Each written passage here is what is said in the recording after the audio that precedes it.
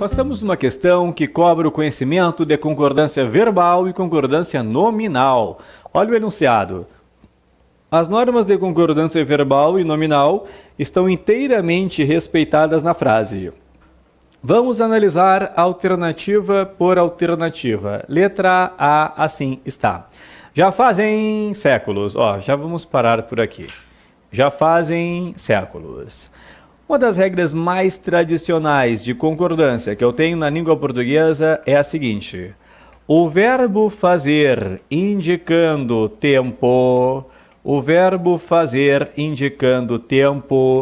tempo transcorrido, clima ou temperatura, enfim, indicando tempo, ele é um verbo impessoal. O que é um verbo impessoal, professor? Ele não tem sujeito. E se ele não tem sujeito, significa que ele tem de ficar no singular. Então, verbo fazer indicando tempo é impessoal, não tem sujeito, é singular. É impossível eu ter já fazem séculos. O certo é já faz séculos. Faz dias que eu não a vejo. Faz anos que ela voltou. Fazia muito tempo, fazia muitos meses que não nos víamos. É singular. Isso é tempo transcorrido. Pode ser também clima. Aqui faz dias quentes, aqui faz dias frios. E também temperatura. Fez 8 graus ontem. Fará 30 graus amanhã. É singular. Tudo bem? Indicando o tempo, o verbo fazer ficará no singular. Então, já faz séculos que, depois da argila, do papiro e do pergaminho, as pessoas, para transmitir... As pessoas, olha só, pessoas para transmitir, não, para transmitirem. Faltou a concordância aqui. Quem é que vai transmitir? As pessoas. Então, as pessoas para transmitirem. Faltou a concordância. Seu conhecimento se utiliza do papel. Quem é que se utiliza do papel? As pessoas. Então, as pessoas se utilizam, colocar aqui um Mzinho, utilizam do papel. Então, a letra A, errada. 3 erros. Depois, durante séculos, o tipo da letra, o entrelinhamento, os espaços em branco de um livro impresso foi aperfeiçoado. Olha só o que nós temos. O tipo da letra, o entrelinhamento e os espaços em branco, tudo isso é um sujeito composto. Eu não posso colocar foi aperfeiçoado. Foram aperfeiçoados. Então aqui, errado, foram, e errado, aperfeiçoados. Está aqui. Para estimular o hábito da leitura. Errada, letra B de Brasil. Depois, letra C. É fundamental que as novas gerações, às voltas com a influência da tecnologia, sejam capazes, olha só, é fundamental que as novas gerações sejam capazes de ler bem e de refletir, atentas aos aspectos relevantes de uma obra. Bom, primeiro ponto ali, é fundamental, tá certo? Sim. O sujeito de é fundamental é tudo que veio depois.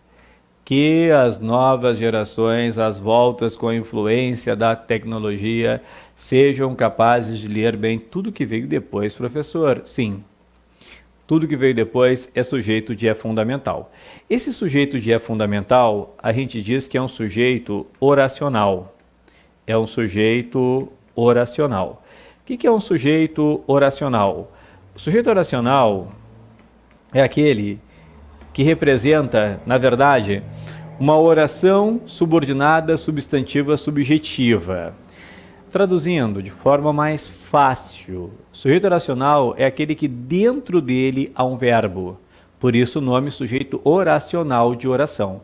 Como assim, professor? Se eu perguntar que é fundamental, observa que a resposta é que as novas gerações, às voltas com a influência da tecnologia, sejam capazes. E observa, por exemplo, tem um verbo aqui, Então, o sujeito é oracional. Tá, tudo bem.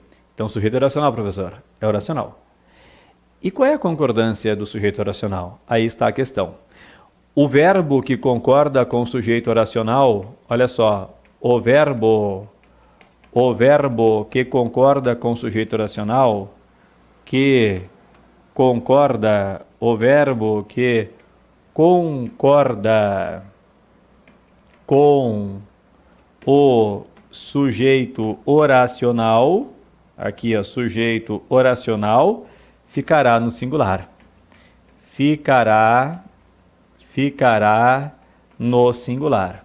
Então, o verbo que concorda com o sujeito oracional ficará no singular. Esta é a questão. Por isso que ficou no singular é fundamental.